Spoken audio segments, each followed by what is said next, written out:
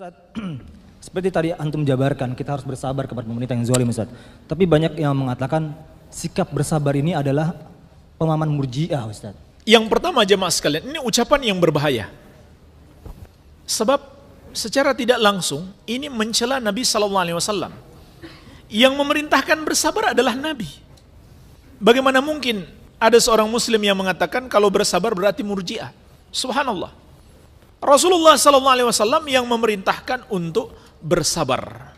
Ya. Yang kedua, itu menunjukkan dia nggak paham apa arti murji'ah. Ya. Murji'ah itu adalah orang yang mengatakan atau orang yang berpendapat amalan itu tidak termasuk di dalam keimanan. Itu namanya murji'ah. Amalan itu tidak termasuk di dalam keimanan. Dan amalan itu tidak akan memberikan pengaruh pada keimanan. Mau dia beramal baik, amalannya enggak naik, imannya enggak naik. Dia beramal buruk, imannya enggak turun. Itu yang namanya murji'ah. Sekarang dari sisi mana murji'ahnya? Ya.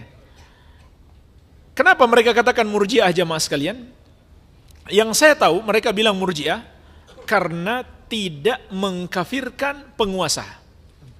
Sebab murji'ah itu kan dia melakukan amalan kekafiran pun nggak akan berpengaruh pada imannya. Ya, itulah hubungannya.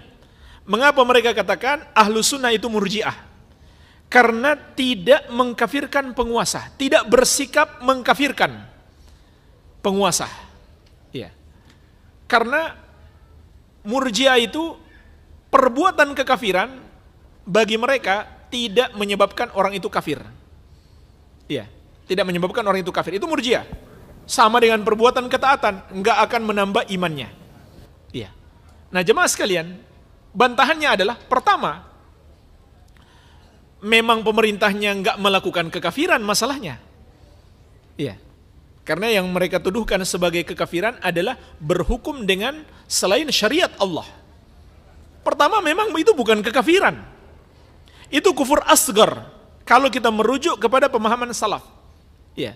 Dan subhanallah jamaah sekalian, setiap golongan yang menyimpang itu mereka punya ayat, punya hadis. Ya. Mereka punya dalil di sini. Apa dalil mereka? Surat Al-Maidah ayat ke-44. Wa man lam yahkum bima anzalallah faulaika humul kafirun.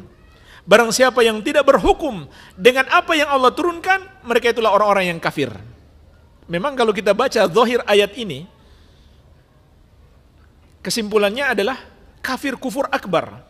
Tapi kalau kita merujuk kepada penjelasan ulama salaf, seperti penjelasan Ibnu Abbas, ahli tafsir dari generasi sahabat, ulama-ulama tabi'in, bahkan disepakati seluruh ulama mufassirin dari kalangan ahlus sunnah, bahwa yang dimaksud kekufuran di situ adalah kufrun duna kufrin.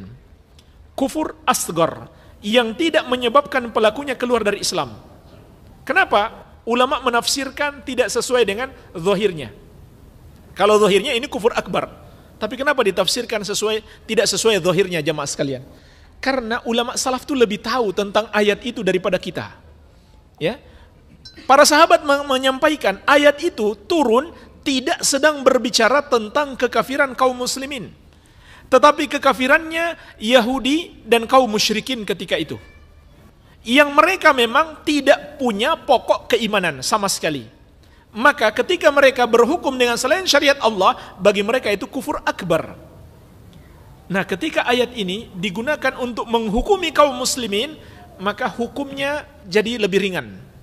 Bukan kufur akbar, tapi kufur asgar. Kenapa? Apa bedanya? Karena kaum muslimin masih memiliki pokok keimanan.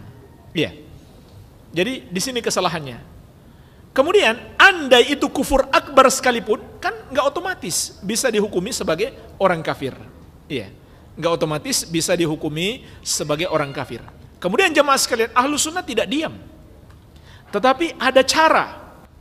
Kalau kita nggak punya cara apa-apa selain berdoa, itu sudah cara yang bagus. Kita nggak punya apa-apa, ya. Mau pergi ke istana negara, alamatnya saja nggak tahu, ya. Misalkan mau menasihati presiden, alamatnya nggak tahu, ya. Misalkan kita nggak punya apa-apa, nggak bisa menasihati langsung, kita bisa mengirim surat, kita bisa melalui orang yang terpercaya, Kalau kita nggak bisa sama sekali, apakah sudah nggak ada yang bisa kita lakukan? Masih ada. Berdoa, bersabar, itu bagian dari usaha agar Allah memberikan pertolongan kepada kita sebagaimana dalil-dalil yang telah kita sebutkan tadi. Bersabar, berdoa, bertobat kepada Allah Subhanahu wa taala. Dan jamaah sekalian, kunci utama untuk perbaikan negeri adalah memperbaiki masyarakat terlebih dahulu. Karena pemimpin itu apakah turun dari langit atau lahir dari masyarakat? Selama masyarakatnya buruk, nggak akan lahir pemimpin yang baik. Ini konsep Ahlus Sunnah dalam memperbaiki negeri. Bukan tidak menasihati penguasa, nasihati sesuai kemampuan, tapi ada yang perlu diutamakan lebih daripada itu, yaitu memperbaiki masyarakat. Memperbaiki dengan apa? Ilmu dan dakwah. Ajak mereka menuntut ilmu. Inilah kunci perbaikan negeri. Menuntut ilmu, duduk di majelis ilmu. Duduk, jangan kemana-mana. Duduk di majelis ilmu, belajar. Kalau datang saatnya jihad, baru berjihad. Iya. Duduk di majelis ilmu, belajar. Banyak sekali ilmu yang belum kita pelajari. Itulah kunci perbaikan negeri yang dilakukan oleh Rasulullah sallallahu alaihi wasallam. Sudah betul-betul paham belajar ilmu, barulah datang syariat berjihad. Iya. Itu yang dilakukan oleh Nabi sallallahu alaihi wasallam. Terpenuhi syarat-syarat jihad, barulah berjihad. Berjihadnya jadinya dengan ilmu, bukan dengan sekedar semangat belaka. Iya. Barangkali demikian, wallahu alam.